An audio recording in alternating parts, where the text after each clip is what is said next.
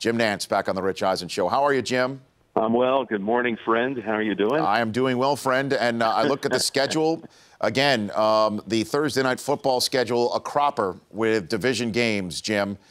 Starting off with Peyton Manning in Kansas City. And that's a Chiefs team that has played well in the Andy Reid administration, but have yet to crack the Peyton code, and that's the one right off the bat. I'm looking forward to that one, Jim. I am, too. It's going to be an unbelievable scene. Home opener at Arrowhead for the Chiefs.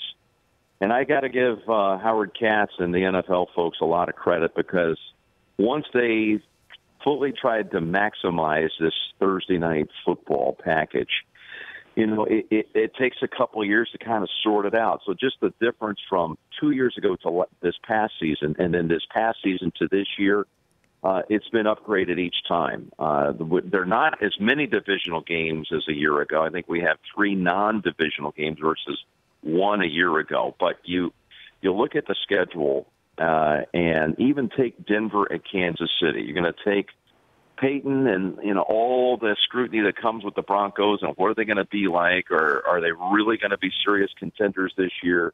And you're going to put them in the hotbed of Arrowhead, one of the great scenes. You know, energy at these stadiums. It came out last year with this strategy of going to divisional games. And you really start going down the line on all the games that we have on Thursday night. And they found a way to really make these games pop off the screen, I believe. Yeah, and then weeks 3 through 5 are repeats of games that we had last year, with the exception of 2 of the 3 with the change of venue. We had the Giants at Washington, which was a wipeout for the Giants. And then the Steelers were at the Ravens to kick off the season last year, but it's the Ravens at the Steelers week 4 before we get the Colts and the Texans, and that's a big revenge game. We got Andre Johnson back in Houston, Jim, and you know Houston very intimately. That's a big, big night that we're going to have on Thursday Night Football. With a lot of people down in Houston that still aren't happy about Andre Johnson being jettisoned from that roster, an original Texan and somebody that gave so much to the city and the community. And for him to come in against their division nemesis, it's going to be a great scene. The game a year ago, the exact matchup, as you mentioned, Indy at Houston. If you remember, the Colts scored on the first play of the second quarter to go up 24-0. Oh, I remember. And then by the end of the game, Houston had possession with a chance to drive to win it. Failed to. But the fact is, the game did not get away from them, and they rallied behind a number of guys, including Andre Johnson and J.J. Watt, who had another remarkable outing. Yeah, and this year, Thursday Night Football features both participants from the Super Bowl. The Seahawks at the place where the Super Bowl is going to be played this year, Santa Clara. I'll get my first look. I haven't been there yet. Were you able to do a game there last year, Jim? We did an Indianapolis at San Francisco doubleheader game last year in September. And it's you're going to really be excited about being able to see this new stadium with all of its state-of-the-art technology that is in place for all the spectators. Yeah, and the Patriots hosting the Dolphins the week after that. And then 2 weeks later, we get another, Jim, a revenge game. Rex Ryan returning to the Jets on Thursday Night Football. What do you think that's going to be like in that stadium that night, Jim? Well, of course, by the time you get to that game's November the 12th, Rich. And by the time you get there, we're going to have a pretty good idea where the direction these teams are going. If they're somewhere around 500 each, and I would expect the Bills. I think the Bills have really strengthened their team in the offseason. I would think they could be there. The Jets, I'm not so sure as we sit here today. But if these two teams are still competitive and in the hunt, and you got Rex coming back to New York, that is going to be just an awesome scene. I really expect it. I hate to say it, and I have nobody tipping me off. I sat at home waiting to watch you last night, hoping somebody would feed me a little information. But thank you for your great job last night, Maestro. But one of the things I was looking for when the schedule was revealed, I expected Buffalo with the Jets. I just really thought that sounded like it was going to be one of our games, a divisional game. I mean, I just could see the whole thing falling into place. So I'm glad it landed on our watch. And before I move forward with Jim Nantz here to talk about the other games on the CBS schedule, I want to hit on a couple ones right here. The Packers at Lions is fascinating to me because having done Thursday Night Football since its inception in '06, we've never had the Lions. This is going to be the Lions' first Thursday night game. on this package, and they're taking on a Packers team just like the Bears and Cowboys last year. Jim, we're getting both of those teams coming off of Thanksgiving with a week's full complement of rest. I'm looking forward to that one in Detroit, Jim. Oh, I think that when one. you're putting the schedule together, and, you know, we, to talk about the two of us, probably understand the mechanics behind it better than our listeners and viewers do, but you really have to take two teams off of the Thanksgiving schedule and have them play the following Thursday. I mean, that's going to happen from this point forward. So now it's just a matter of which two teams do they take. Last year was Dallas and Chicago, both of whom had played on Thanksgiving Day. This year, as you mentioned, it's going to be Green Bay at Detroit. And it's an interesting schedule. You know, all of these games, as far as I'm concerned, they're all the same, whether it's on CBS or whether it's on NFL Network or whether it's being simulcast on both networks. But it's interesting just the strategy behind it. They're going to come back after basically saying goodbye to the CBS side of the deal in late October. They're going to come back there to that. I believe it's December 3rd. It is. They're going to come back. That game will be simulcast on NFL Network and CBS. And, you know, really, I don't know what the thinking is on it, but Green Bay at Detroit should, at that time, have a whole lot riding on it. That's you know, both of these teams are going to come in expected to make runs deep into the playoffs, if not go ahead and find their way to Santa Clara. And, you know, that's going to be quite a game to lead off the December schedule. Now, there's obviously a lot of speculation about the draft and what might happen on draft day. We had Charlie Casserly in the first hour. He poo-pooed the idea that the Vikings would trade Adrian Peterson. One of the rumored destinations would make the following week's game that much more interesting should he wind up in Arizona. Vikings at Cardinals. That's the one I see on the NFL Network / CBS schedule, Thursday night schedule, where the next 8 days could possibly kick it up several notches. Jim, if you think about that. Well, I think even without them, I think it's going to be an interesting game because I expect Minnesota to be improved. In you know, the Arizona case, you've got a team that last year fell apart a little bit at the very end of the season, but you know, I think Minnesota's going to be much better with Mike Zimmer in his second year too. I'm looking forward to that game, and if you're right, if AP ends up wearing red, that will be some game to watch. I also look at these games. I don't know about you. You know, we're road warriors, all of us. So I know. I look at these games, and I got to admit, it doesn't hurt my feelings to know that December the 10th we're going to be down in Arizona. Well, I mean, my point of destination is the Western time zone, so I'm there's not enough of those. There's a lot of three time zone trips here. You know, and me both, pal. I know. I'm looking for anything that's Denver and West. I know. It makes me very happy. But as you'd be the first to admit, too, that we're so lucky to be able to do this, too. And you take a look at, you know, you'll be spending a lot more time in Lucas Oil as you did on the hoops for the college basketball Final Four. I look at the CBS schedule, Jim. There's Broncos at Colts. It looks like you're going to get the Peyton Manning return to Indianapolis for a second time. Steelers at Seahawks is on CBS Week 12. Broncos at Steelers Week 15. You take a look at the entire AFC.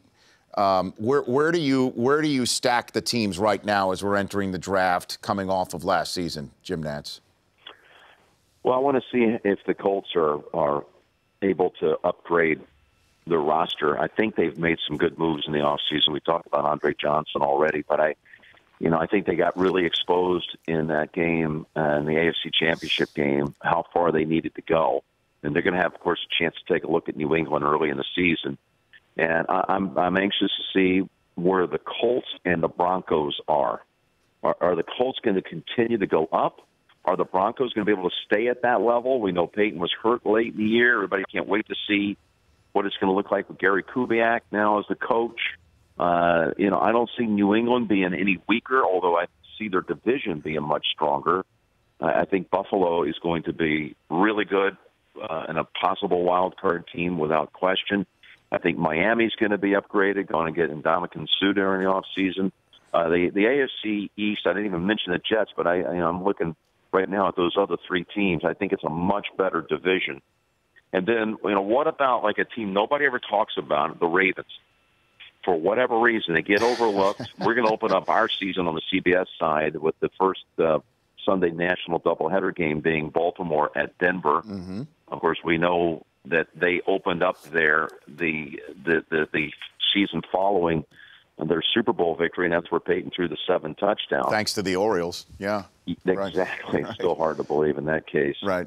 But it's also the site of that thrilling divisional game when Jacoby Jones got behind the Denver secondary and scored the winner in a shootout. That's good stuff. So, hey, at this point, I'm not ready to go out on a big limb here. I mean, New England's still going to go into the season. Everybody knows it as the team to beat on the AFC side. And if you picked anybody else, I think you'd be just trying to throw a dart at the board. Right. Jim, before I let you go, I'd be remiss if I didn't talk about your golden week. You know what I mean by calling the Final Four and then going to the Masters. And this year, Duke wins with a bunch of freshmen, kids who are not able yet to drink. And then the Masters is won by a kid who just barely is of legal age. And when Duke won with the kids, everybody's saying, well, Coach K's doing this one-and-done thing, and kids aren't staying in college anymore. And then as Spieth is walking off 18 on Sunday after, having a Masters for the ages, I loved your line where you mentioned, by the way, he would have graduated Texas this year if he stayed in school, and you basically said, well, he already just got his Masters. And nobody bats an eye when it's a professional golfer not staying in school, but when it's college basketball or even football, but certainly that's what Coach K said. Everybody's up in arms about that, and you're calling both of these events. I'd love to give you the floor on this subject to think about what you say when it comes to this, Jim. Okay, well, I'll tell you this. As soon as the game ended on Monday night, I went out to dinner well after midnight in Indianapolis, even though I needed to be on site at Augusta by noontime. I went out till dinner till about 3:30 in the morning with Tony Romo and Sean Payton. So I was somewhere in between my basketball and golf worlds, but also at the same time honoring my NFL world. Yes. So, we had a good chat about that at the table that night. And then I hop on a plane. I get down to Augusta. Who's the first golfer I see? Jordan Spieth. Mm-hmm. And Jordan had stayed up to watch the game. And he said, what did you think of the game last night? And I said, well, hey, I've been around for all 5 of Coach K's championships. I've called them all. But these Wisconsin kids they really were just a tremendous team and great group of individuals. And I said, you can't help but feel badly for them because they really bought into the college system, which I realized I was saying that to a guy that left Texas after a year and a half. And he said, well, I guess, he kind of pointed the finger. I guess I'm kind of the guy that you probably look at me like, and I said, no, I don't think there's anything wrong with it. And here's what I told him, and I'm going to tell you. The problem I have is that everybody feeds the basketball side of the undergraduates like they're all going to go set the world on fire in basketball. And just pure numbers. Everybody can't be a top 10 pick. Take the Harrison twins from Kentucky. Mm-hmm. Why are they leaving? I mean, is it really going to behoove their future to leave Kentucky after starting for 2 years and playing in 2 Final Fours to go get drafted in the second round if they even get drafted at all? What was the benefit to that? I mean, Jordan had been playing at a PGA Tour event since he was 16 years old and actually was in contention when he was 16 in a high school sophomore. He was actually in one of the last groups on the weekend of a tour event. So the idea that you're going to have 40-some-odd freshmen or sophomores or undergraduates leave for the draft when there are only 30 first-rounders, and if you get it late in the first round, now these days, your odds of making the roster, start dropping dramatically percentage-wise by the pick. You get to the second round, yep. I got to tell you, it's a rarity for a second-rounder to make the NBA. No doubt. So what's the big hurry? 7 kids leave Kentucky. I would like to go back, 2 or 3 years from now and pick up this conversation with you and see where those 7 are. Was it a good move? Take Dakari Johnson from Kentucky. He played, as a backup, and he played in that game against Wisconsin that, Kentucky lost for the only time this year. You wouldn't even know he was on the floor. I mean, he played a few minutes, maybe blocked a shot. I'm not sure. Nothing memorable. How is he going to go help an NBA team win next year? Question, all of them, Jim. These are great questions, and it's a debate that's a hot topic every year, and that's why I wanted to ask you that. Yeah, well, the thing is that you almost, and maybe the media has been a co-conspirator in this, but you look at Dakari Johnson, you can see there is ability there. You see he's got a fantastic body. He's a smart kid. wouldn't it be better for him? And of course, listen, it's his future, so ultimately he gets to make that call, and I respect that. But from the outside, my guess would be another year where maybe now you're getting starters minutes and you're actually getting coaching every day. You're getting practice time every day. You get in the NBA, there is no practice time. You're playing 82 games. Right. You're on the road all the time. You're flying around and you're preparing for your next game. And once you get at the end of the bench, your ability to improve your skills is almost negligible because you're not seeing any quality practice or coaching time. You're stuck. So, I sat next to not only Bill Raftery during the postseason, and I love my time with these guys, but also Grant Hill. Here was Grant Hill, and I realized 20 years ago was a different time and age, but he played 4 years at Duke. He, as a freshman, was every bit or better than any freshman coming out this year. We know his NBA career got compromised because of injury. But if you look at Grant as a freshman versus any of these kids as a freshman, he was better. Hey, Jim. He played 4 years. Right. And by the way, you know what his 4 years, even with injury, what it led to in the NBA, even with injury, he was in the NBA for almost 20 years. So you try to get your mind around it. Take the Harrisons, and I know it sounds like I'm picking on Kentucky. I like to see these kids get more time. For the back end of the deal, to get that second, third, fourth, and fifth contracts. You're going to go get a largesse this first year. Maybe not if you're a second rounder. But after that, your skills haven't improved, and you're out of the league. If you're even in the league 5 years from now, you signed up for the wrong deal unless you're a really high first rounder. I don't get it. Jim, I appreciate the call, as always. I have to, even though I'm up against a break, ask real quick, who picked up the check, you, Peyton, or Garrett? Who picked up that check? No, it was Sean Payton and Tony Romo. Right, Sean Payton. Oh, Romo. Which one, Romo, Payton, or you, Sean Payton? Which one? Tony Romo. Why not? Tony Romo. He's one of the great. Well, so was Sean. I know. Guy. That must have been a heck of a dinner deep into the night. It was a heck of a night. Hey, Jim, thanks for calling in. You are the best. Thank you. Appreciate it. Great to talk to you, Rich. Thanks, buddy. You got it. Touch. You bet. Bye-bye. That's Jim Nantz. The Rich Eisen Show, weekdays at noon Eastern. On Audience.